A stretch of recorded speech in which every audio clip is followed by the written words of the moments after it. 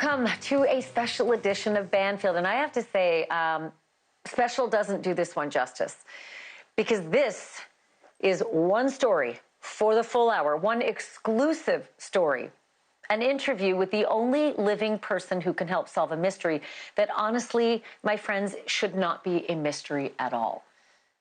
Micah Miller died by suicide. That happened back in April. And if you had told me in March that we and all the other networks and the internet would be covering her death like a high-profile murder, I wouldn't have believed it. It took investigators very little time to establish that Micah did, in fact, end her own life on her own, all by herself. But disturbing details of that life poured out just as quickly. A life centered on an erratic, controlling, and seemingly vindictive husband who's the pastor of a South Carolina church and whom she was in the process of divorcing. That pastor's name is John Paul Miller, JP to his friends and to his family. And while there's a paper trail from here till Sunday that documents the couple's turbulent marriage, the GPS trackers that JP put on Micah's car, her tires that he allegedly slashed, and, oh, right, that topless photo of Micah that he reportedly posted online. One indisputable fact remains, and it cannot be forgotten. John Paul Miller has not been formally accused or charged with anything related to Micah Miller's death. Micah was 30 years old and had been living apart from JP for more than a year when she got in her car in Myrtle Beach on April 27th alone and drove to a pawn shop where she bought a gun and ammunition. She made another stop at a gas station, and then she drove to the Lumber River State Park in North Carolina, right across the state line. And it was there that she dialed 911, telling the operator exactly what she had planned for that Saturday afternoon in the woods and where exactly they could find her body. It took about 10 minutes. 10 minutes. And they found Micah Miller's body. And though JP had an alibi, and it was verified, and police had receipts and videos, and Micah's own words pointing to suicide, Micah's family and Micah's friends, and seemingly half of the internet, believed that John Paul of the Solid Rock Church was responsible for Micah's death. If he didn't pull the trigger himself, the theory went, he drove his poor wife to do it.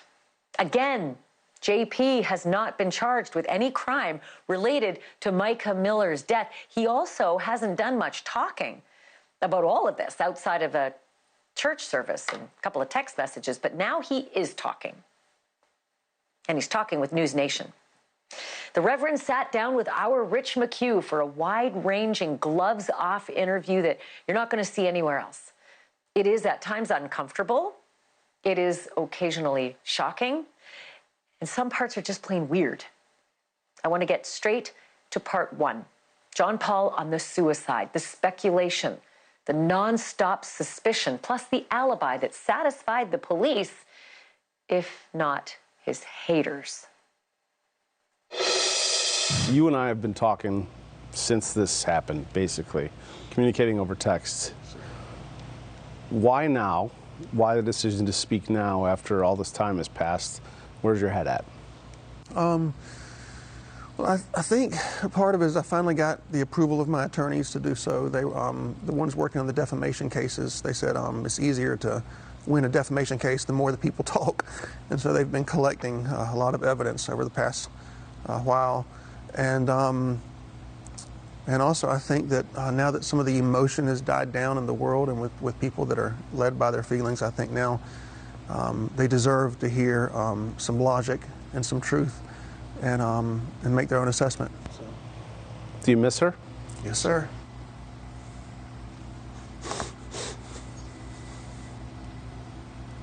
Yes, sir.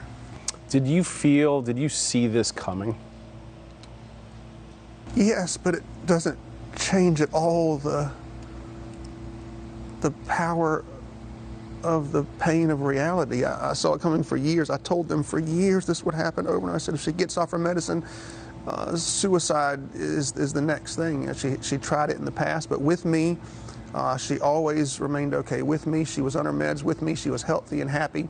And even if she did get low or stop taking her medicine, I would help her get back on it, and things would be fine. Without me and with her family, she's off meds, and she committed suicide. And I told them this would happen over and over again. I tried my best to stop her from getting a gun. I went to judges. I have copies of all the police. I talked to her counselor, the pastor she was going to, her family, her friends. I told them all, don't let her get a gun. Do whatever it takes, prevent her from getting a gun. And when she was with me, she was never able to go that far. But with them, that's exactly what happened, and it destroyed me. And I still haven't really grasped it. Like, it hasn't. I kind of keep putting off the reality of it, and I try not to think about it as much as I can. What was going on in your marriage the week Micah died?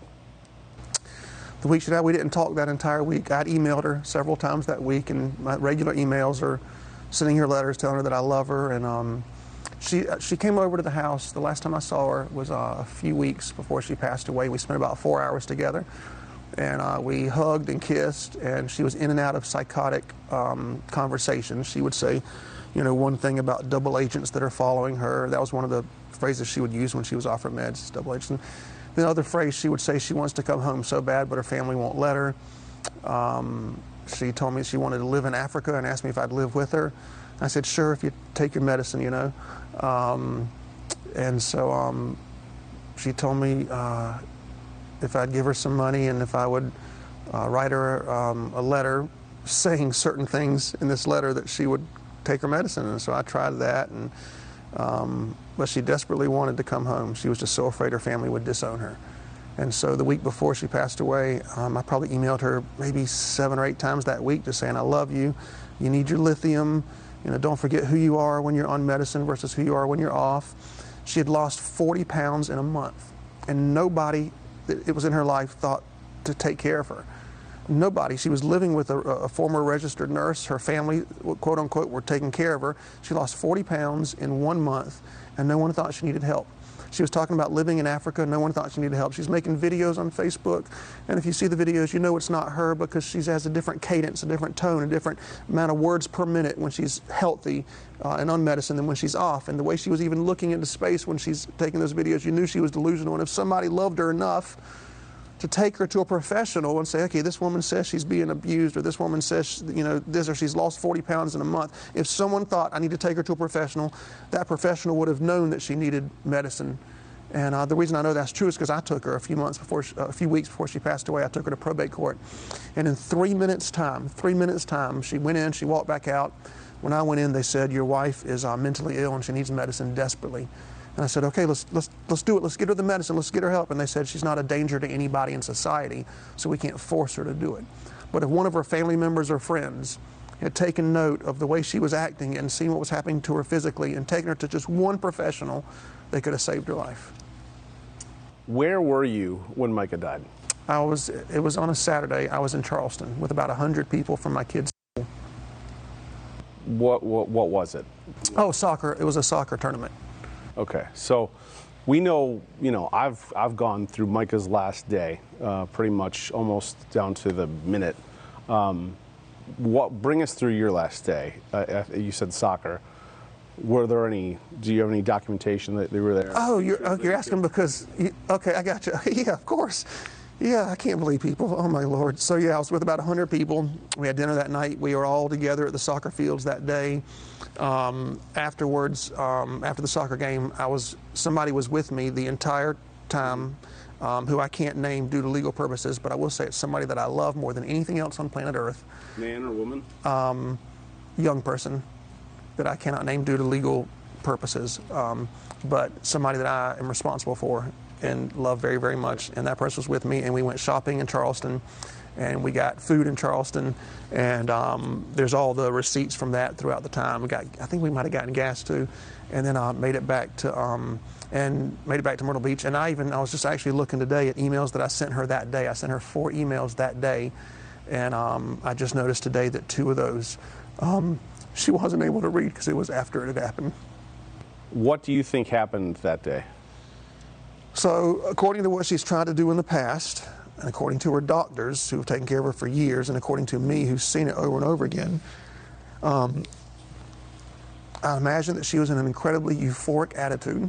I saw her pictures on the Dick's Pawn Shop. Someone sent me screenshots of the Dick's Pawn Shop pictures where she's smiling, which out of the 6 or 7 times that she tried to commit suicide in the past, only one of those times was she depressed. The other times, she was very euphoric. And she would wake up and say, I think I'm supposed to die today. And I said, no, honey, you're not going to do that. She said, well, my mind tells me that I'm supposed to kill myself. I said, we're not going to listen to your mind. We're going to take you to a doctor and get you help. And I discovered, of course, that she had stopped taking her meds each time. But either way, she was in a euphoric attitude. And so you see the Dick's Pawn Shop video where she's wearing her work clothes and with a smile on her face. So they sold her a weapon, and then I assumed that she drove. She told one of her best friends. So far, the 4 people she spent the most time with every week, no one's interviewed or talked to those 4 people. And one of those people that I talked to told me that she told her 2 years ago, if I ever commit suicide, I'm going to go to this place in Lumberton, the state park or something like that. Which friend is that? I probably wouldn't want to name her because I saw this friend one time here in public for 30 seconds. And of course, Robbie S. Harvey, as usual, got somebody to take a picture and destroyed the girl's life, brought up her past and horrible things about her. So people are scared to tell the truth or to talk about the good things of Micah because of the social media. So this friend says that Micah told her, if I'm going to take my life, I will probably do it in Lumberton River State Park. She told me that after Micah passed away, but she told me that Micah told her that 2 years ago, yeah. Did she say why? Why that location? She said because Micah told her it was peaceful and outdoors. And Micah did love the outdoors, loved the outdoors. Vacations were outdoory vacations because that's what she loved. But so Has she ever been there? No, not that I know of. Not ever that I know of. Do you guys have any connection to that area? Not at all. Have you ever been there? Nope. I've never even heard of the place. I never even heard of, what's the city? Robinson County. I've never even heard of there before.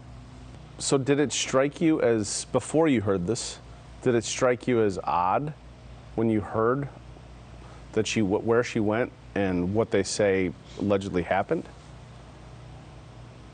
Did you question it at all? Well, I didn't think it was real. I thought her family had made it up and had somebody call me and say that. So that's one big thing. I didn't think it was real. When I found out it was real, you know how like you tell somebody something, you tell them, then when it happens, you don't want to say I told you so because it's a horrible thing. That's what I felt like. I felt like I told y'all, like I told her family this so many times you can't imagine. I told her friends this. I told everybody. I said, if y'all don't get her lithium, she's going to commit suicide. Her doctor told her this on paperwork where her doctor said this. And then when I get the call, here's what I felt like. I felt like the world's biggest failure because I spent the past 3 months when her family got her out of the hospital and didn't bring her home, and her dad talked her into buying him a car, and all this stuff was happening that was all crazy. I made a vow that I was going to do something every single day to try to get her back on her lithium and save her life. And so every day I did something. Sometimes I did 4, 5, 6, 7 things. Some days it's just one thing. But every day, whether it was an email, a text, visit someone, talk to a family member, talk to a friend, go somewhere, go to a judge, go to probate, I'm going to do something to save her life. And I spent every single day for those 3 months doing that. So getting that phone call made me feel like the world's greatest failure. I was against the whole world because everyone told me that it wasn't true and that I was making it up and that whatever they were saying. So it was me against the world for 3 months and I failed. What was the call and who was the call from and what did they say? Man, it was a man. I got a call and it was, I think it was a detective, And I remember him being very calm and very nonchalant. And so that's when I thought, well, this is not real. And so I started screaming. I had a family member that was there with me. I started screaming for them to use their phone to call the hospital where the guy said she was at. And my family member called the hospital and said it was real. And I still didn't believe it. And so I called a police chief that I know somewhere around here, a captain or somebody. And I said, there's a detective named such and such on the phone telling me these things. Like, is this real? Is this a real person or not? And that person told me that it was real as well. And I just remember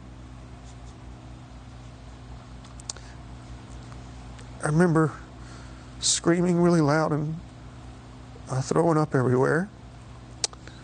And what did they tell you? I remember throwing up. Did I have spaghetti that day? It was a lot of throw up. It was something red. I'm sorry? What did they tell you? I don't remember that. Oh, no, I don't remember that. Hold on. I don't remember. He said, my family member called the hospital and spoke to, I think, either the head nurse or medical examiner or somebody. And that lady read me stuff that the Robinson County, I guess, had wrote on a piece of paper. And she was reading me suicide and the weapon and where it was at and all these different facts. And so then because the detective would not tell me it was suicide. And then I called him back and told him what the hospital told me, and he was pissed off and asked me who that lady's name was, and I didn't know her name. And if I did know, I wasn't going to tell him anyway, because I'm glad she told me anyway. And so, and I said, is this stuff true? And I can't remember if he said yes or just hung up. I don't remember. Do you remember what he said, though? No, man, I don't remember at all. If I try to enunciate it, I'll probably be making something up based on all the crashing of everything going on. So I can't tell you for sure. Did you ever question the findings that the authorities gave to you that this was suicide? No, I mean, I'm not a detective. I watched Scooby-Doo growing up, but that's what everybody seems to be acting like, is they're part of the mystery machine. But my Lord, like, let my wife, let her be at peace. Like, she's in heaven. She's not worrying about all this stuff. Let her rest. Let her memory rest. She had suicidal tendencies over and over, year after year, off medication especially. She went to Dick's Pawn Shop before, purchased a weapon, and tried to do the same thing.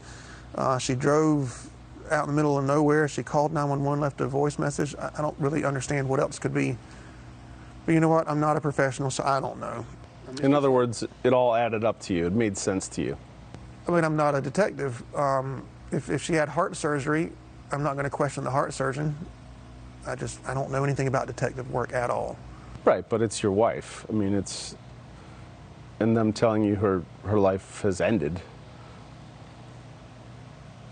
Are you trying to ask me if I think somebody murdered her? Do you think anybody murdered her? No. We have to take a quick break, but don't go anywhere. There is a lot more of NewsNation's exclusive interview with John Paul Miller coming up, including questions about the very day after Micah's death, when John Paul disclosed it to his congregation in a bizarre sermon. A sermon in which he revealed private details of her mental health and referred to her suicide, but went to great pains to avoid mentioning her name. I got a call late last night. My wife has passed away. And yeah, it was self-induced, and it was up in North Carolina. John Paul Miller explains that video coming up next. Just days before Micah Miller's dead body was found at the Lumber River State Park in North Carolina, Micah had served divorce papers to her estranged husband, Pastor John Paul Miller. So perhaps it wasn't a huge surprise that Pastor Miller got a lot of scrutiny right after her death. Micah hadn't been gone a full day when the pastor delivered a sermon, a bizarre sermon to his congregation, a sermon announcing her death. And then inexplicably, he told the church that she'd taken her own life after a long struggle with mental illness. Uncomfortable. And things got even more unusual from there. During his eulogy to his late wife, Micah, he claimed to lay next to her dead body in the morgue and then claimed he tried to raise her from the dead. Here's how he put it. I got a call late last night. My wife has passed away. And yeah, it was self-induced, and it was up in North Carolina. And we're going to have a funeral for her next Sunday here at 3 p.m. And so it's all I can, I'm just kind of going on adrenaline right now. So y'all pray for me and my kids and everybody. And y'all knew that she wasn't well mentally, and that she needed her medicine that was hard to get to her. I got this laid next to her body and spent time with her body about 4 times this week, and each time it still didn't hit me. I thought she was going to wake up. I even tried to raise her from the dead one time this week. NewsNation correspondent Rich McHugh asked Pastor John Paul Miller about those comments and those moments, and here's his reaction. One of the things that raised eyebrows initially for the public was when you gave a sermon here and you announced publicly that she had committed suicide, and you attributed it to her mental health. Why did you feel the need to come out with that at that moment? That's a great question. So first, let's discuss why I preached that morning. Is that okay? Okay, so people have been asking that. So have you ever taken any psychology classes or anything like that? Very few. Okay, yeah, I haven't taken any. So I would love to find a book or a psychology professor or someone that could tell me the correct response when you spend 7 years trying to keep someone alive by just taking a few pills that their family tells them not to take. Then when they don't take it, they go into a hospital, their family takes them out, and then you spend 3 months trying to get them help when their family's telling them that you're evil and the bad person, and then it finally happens, the thing that you've been dreading for 7 years, then you're trying to prevent for 7 years, then it happens. I don't know what the correct response is, right? Am I supposed to stay home and cry? Am I supposed to go out with my friends? Am I supposed to go to a bar and drink? I don't know what the right thing is, right? As a pastor, should I just get on my knees and pray? I mean, I want to die in that moment. And so the next morning, I remember thinking, okay, if I stay home, I'm probably going to kill myself. I'm probably going to just go to heaven and be with her and be done. Because I need to be around people, but I don't want to be around people and come to church if I'm not going to preach, because then I'll be judging the guy that's preaching the whole time. And I can preach just as easy as I can breathe. So I'm just going to go in the mode of what I'm normally going to do and just continue my life normally until I finally have to deal with what's going on. And so I didn't know what else to do. I didn't know the right response. I wish somebody had told me, in hindsight, if I go back in time, I probably would have done the same thing and still preached. And then at the end, and the sermon was about leaving your legacy and the people you leave on earth and your memory that's being left. So I thought, maybe that's God. Then I thought, you know what, Micah would want me to preach. That's exactly what she'd want me to do. She'd be telling me to do it. She'd be trying to force me to do it. So I preached. And then at the end of the sermon, when I made the announcement was made. And of course, I'm not in a clear thinking frame of mind. I mean, it's like, it's not like I'm, kumbaya and got it all together. I said what I said because I didn't want them to think that it was because she's a bad person, or I wanted them to know, like, if Micah does anything that's out of character, it's because of her mental illness. It's not because of her. Like, she's a wonderful woman, full of integrity. When she's on her medicine, she's black and white, does the right thing, does not like the wrong thing being done. Off medication, she's a totally different person, and I didn't want them to see her as someone that was bad. I wanted them to know it's just a sickness, like if you have heart disease or if you have, diabetes or whatever, a mental illness, you need medicine to continue going forward. And so that's why I said that. Also, something I found interesting in that moment, you said, before I tell you this news, I'm going to paraphrase here, I'm going to tell you this news, and I want you to leave. I don't want you to stand up and talk about it. Why? That's a great question, and that was actually intentional, because the last thing I wanted to hear was people talking about my wife. I wanted them to go home and take it to Jesus before they start, doing what some Christians like to do and just chatter, and I didn't want to experience the extra pain. I didn't want to be mad at somebody in my church because I heard them say, well, I'm not even going to guess at what somebody could have said, but I didn't want anybody to say anything negative about my wife. Another point of concern, let's say, for people watching, was when you gave a eulogy. It was something concerning. People said that was concerning that you said that you tried to raise Micah from the dead, and I believe at another point you said you laid next to her body in the morgue. Is that true? I didn't lay next to her body. I mean, I laid. I couldn't. You can't lay next to her because her body's up on this thing. But I mean, I hugged her, and I sat on the floor, next to her and just talked to her for a while. But yeah, I tried raising her from the dead Because you know what? If it had worked, we'd have a whole different story. But God forbid me not try it and always wonder the rest of my life, would it have worked? Right? Jesus did it. Elisha did it. There's a few other people in the Bible. And so, yes, if somebody I love more than anything in the world has passed away what I believe to be an early death, you better believe I'm going to try to, in Jesus' name, raise them from the dead.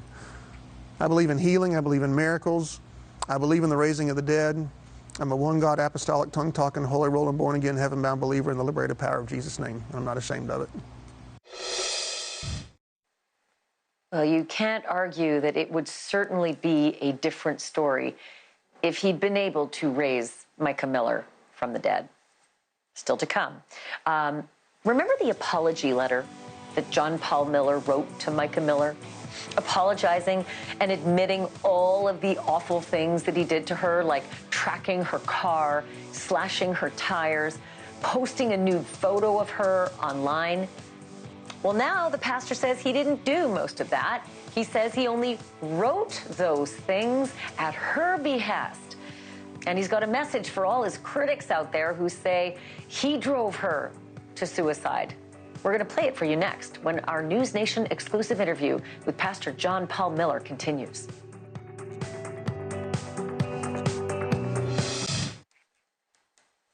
It is always sad, in retrospect, to read the words of a person who takes their own life. But it's both sad and disturbing to read the words of Micah Miller that she wrote in divorce filings right before she took her life. She said that her estranged husband, Pastor John Paul Miller, abused her, quote, emotionally, sexually, spiritually, and financially, as well as physically. And she added, quote, in every way I can think of, end quote. Only days before she wrote these words, that husband sent her an apology letter in which he admitted to placing GPS trackers on her car, slashing her tires, and posting a topless photo of her online. Now, almost 3 months later, Pastor John Paul Miller is not only backtracking on that admission, he says he only wrote the letter to encourage Micah to, quote, take her meds, end quote. He also paints a very different picture of what his and Micah's relationship was like. Here's more of his conversation with NewsNation correspondent Rich McHugh. Would you characterize your relationship with Micah as healthy? Oh, man. We had, when she was on her medicine, we had the greatest marriage you could ever imagine. We spent every day together. I don't know any other couple that spends every day. So we wake up, well, she'd kind of wake up before me, but, you know, we'd go work out together every day, 5 days a week. We'd eat lunch together every day. We would work together every day. We'd pick up the kids, do stuff with the kids every day. We'd go to dinner every night together. Then every night we would have our routine. So there's 3 things we would do. We would either sit in the bathtub together for 2 hours until the water went from steaming hot to ice cold. She bought this big air mattress we'd put in the back of the truck, and we'd go park somewhere here in Myrtle Beach where there's no lights, and she'd bring us some hot chocolate, and we'd lay on the air mattress for 2 hours. Or we would go out on the beach with our beach blanket and lay there for 2 hours. But the point was, no cell phones, just her and I. She would talk 90% of the time. I would talk 10% of the time, and I would just listen. And so every night, 2 hours, we'd hang out together. And so was our marriage healthy? It's probably as healthy as any other American marriage. Have you ever abused your wife? Never, not once in any way, shape, or form. I took better care of her than anybody could ever take care of her. I never asked her to clean the house, not once in 7 years of marriage. She never had to cook a single meal. She never had to work. She was never harmed physically in any way. In a letter or in an email you wrote to Micah, you apologized, yes. Right? You apologized for tracking her, for messing with her tires, for posting the picture. So that's all true, right? So great question. I'm so glad you asked that, actually. If I wanted to lie about that, I would just say I never wrote the letter, right? Because how can you prove that I wrote somebody a letter? There's no signature, there's no name, it's not in my handwriting. But I 100% wrote the letter. And I did it because the night that she was with me, the last night we were together for 4 hours, at one point, because the whole 4 hours I'm trying to get her to take her medicine. And then she said, my family doesn't want me to, they don't want me to come inside the house. I said, maybe it's your house, come inside. So if I would get to the point, she says, you know what, I'll take my medicine and I'll come home if you'll give me $10,000 and if you'll write me an apology letter. So let me understand this correctly. the letter, the email that you wrote to Micah, apologizing for hiring a PI, tracking her, messing with her tires, and posting a topless photo of her. You wrote that, you say, Yes, but sir. now you're saying that you didn't actually do these things. I did the PI thing, but so over the years, what I've learned with her is when she's in a delusional state of mind, I have to play into it in order to get her back on medicine. So the first year or two, when she'd say something, I'd say, that's not true, that's not real. She'd get mad and blow up and, knock a hole in the wall or something like that. So then by December 2019, I think it was, we were watching TV and she just stopped and said, "You're a double agent." And I said, "No, I'm not." She says, "Yes, you are." She said, "And I'm going to call the police." She said, "You're a double agent. You've stolen my things, and I'm going to put you in jail." And I was like, "Oh my goodness, what do I do?" She hadn't been taking her medicine. So just to be clear, you wrote this to Micah, but now you're saying you didn't do those things. No, I did not slash the tire. I did not. I don't think there's a naked picture of her anywhere, ever. Anyway, I think that was just a made-up thing. And I think that her tire just got something ran over, from what I understand. I don't know. I didn't see anything. But I did hire the PI before. I did everything I could to stop her from getting a weapon, everything you could imagine. I hired a private eye, and I said, put a tracker on her car, and if she gets anywhere near a gun store, please let me know. I did everything I could think of. And did that private eye alert you she never, that day? No, I had stopped paying for it about 4 weeks beforehand. Yeah. Why? Running out of money, and people telling me that she was totally fine and I'm wasting my time. So what do you say to the doubters and critics who say you drove her to suicide? That's the dumbest thing I ever heard. So wait, she wasn't with me. Because listen, with me, she didn't commit suicide. Apart from me for 3 months and with her family, she did commit suicide. One of the last things she showed me a book she's reading called "I Love Jesus, But I Want to Die." And I said, "Why do you want to die?" She said, "Because I can't come home because my family won't let me." That's what I say to them. Still to come, there is no question John Paul Miller's behavior has seemed odd in the weeks and months since Micah died. And after the break, he tries to explain it, like why he dressed like Spider-Man and walked around his neighborhood, and why he was squealing like a child while rolling around on the grass. And then the moment in John Paul's interview that shocked our whole crew. I'm sorry. I'm so sorry. I'm so sorry. I'm so sorry. Give me a minute. Oh, man. Oh, man. What on earth led to this? All that next.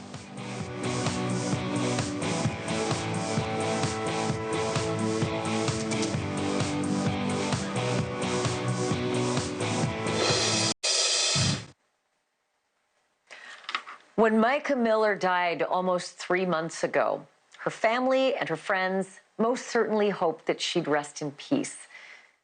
But that has not happened. Since that tragic day, her estranged husband, Pastor John Paul Miller, has been the subject of whispers and rumors and rampant suspicion, even though the pastor hasn't been charged with anything. JP, as he's known to his family and friends, he's been very tight-lipped, saying almost nothing publicly about what happened to his wife and what happened between them before she died. But now he is talking, and he's talking to us. And he's answering all of our questions, even the ones that were uncomfortable and awkward, and the ones that made him cry. Here is his conversation with NewsNation correspondent Rich McHugh. So sorry. I'm so sorry. Okay. I'm so sorry. You need a minute? Oh, man. Oh, man.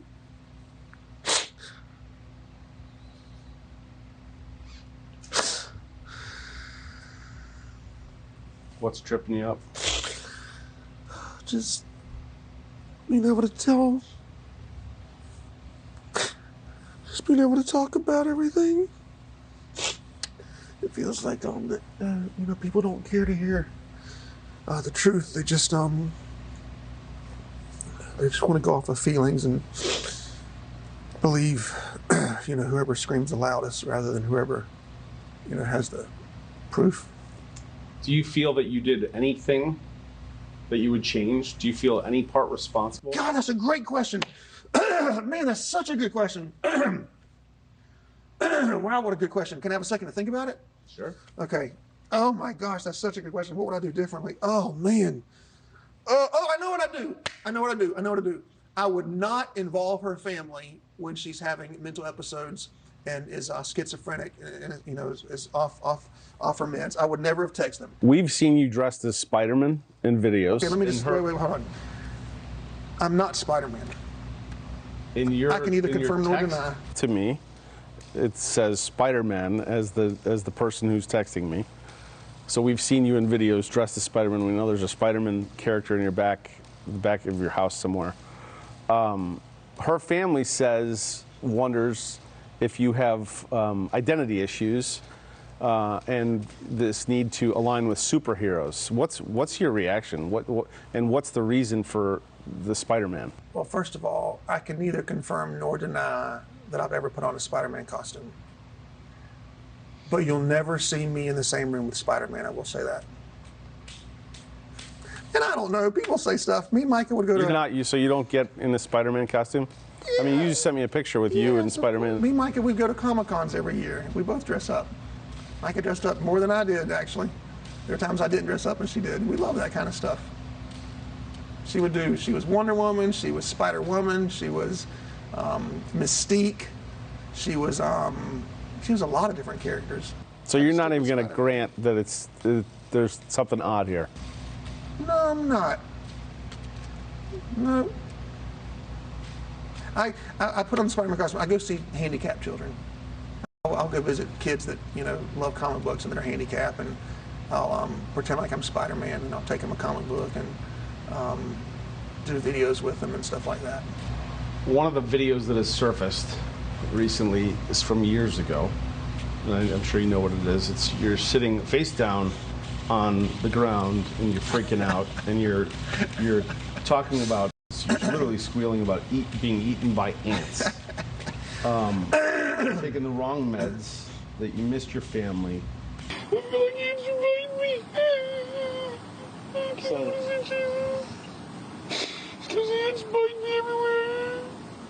Is your medication something they gave you? I mean, for viewers, for people watching it, the common thought is, what is going on here, and do you have a drug problem? No, so I fell out of a tree, a giant magnolia tree. It was like 300 years old. I broke 12 bones.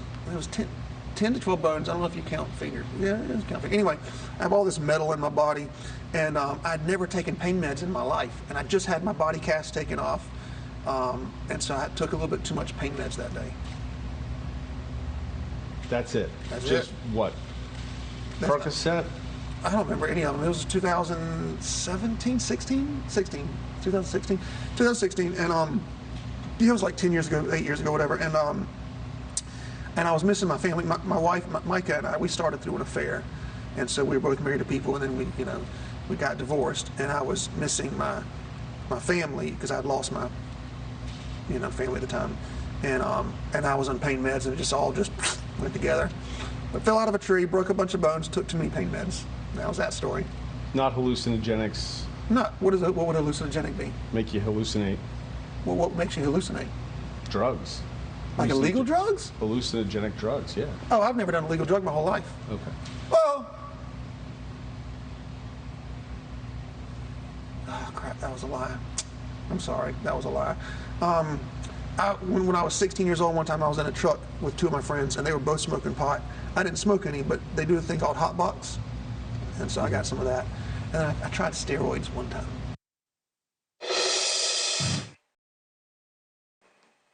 I remember President Clinton once saying that he didn't inhale either.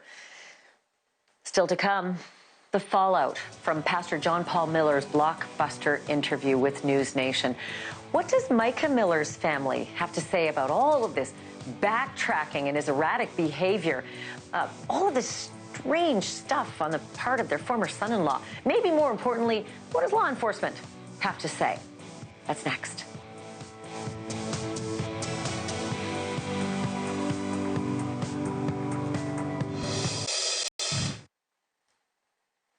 If the backstory is big enough, dramatic or tragic or mysterious enough, it can eclipse the actual story, which in the case of Micah Miller is a healthy young woman's sudden and untimely death. There's ample reason to accept the official conclusion that Micah took her own life, whatever led her to do it. But not everybody agrees. Here's what Micah's sister said to our Rich McHugh back in May. So over here would be where her remains were found down the river, and then all the way through this trail, all the way up here, was where her purse and her phone was found. And this water is not moving; it's just Not at all. stagnant water. It's not moving at all. So presumably, how would she? There is no logical explanation with the. Or just keep it on loop if you could. The theory of suicide does not add up to me, because you're telling me her body floated all the way down this stagnant water, and her belongings were all the way up here. We had to walk down a trail, a separate trail, climb through all this mud and trees and fallen debris to even get to where her body was, down the water. It's not like she could have, left her belongings and walked down the water and then committed suicide down here, and then somehow the bullets and everything stayed over there. There's no And the gun was found up here. There's no logical explanation for this. Next week on our show, Micah's family responds to everything that you heard tonight from Pastor John Paul Miller. And Micah's own words in a phone message to her estranged husband. And it is not what you might think. Be sure to tune in. But that's it for tonight. Thanks for being here. Cuomo is next.